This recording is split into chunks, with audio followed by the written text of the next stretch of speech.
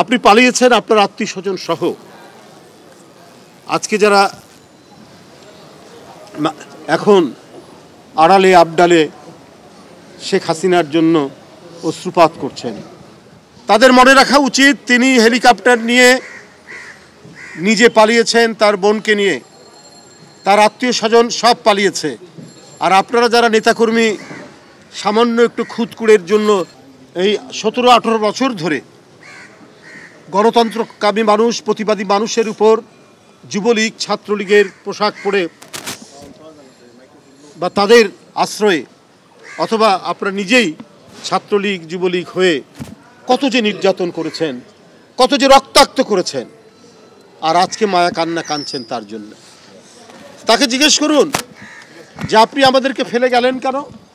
আপনার আত্মীয় স্বজনরা পালালো কেন? আমাদেরকে তো সঙ্গে নিয়ে গেল না।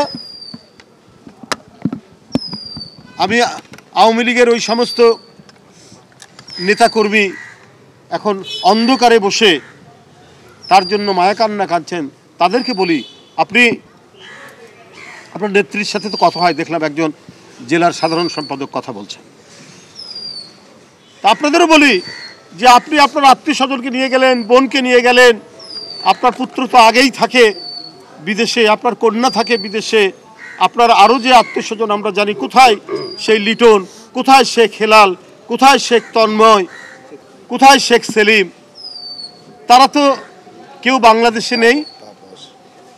আত্মীয় স্বজনকে নিরাপদ করে আপনি চলে গেলেন জনগণের আন্দোলনের দুর্বার স্রোতে, নেতাকর্মীদেরকে ফেলে গেলেন কেন? এই গভীর বেদনা এবং এই শোকের মুহূর্তে আমি শুধু সেই সমস্ত পলাতক, সেই সমস্ত ঘৃণিত যারা গণদুশ্মন, তাদের দ্বারাই এই ধরনের আচরণ করা সম্ভব।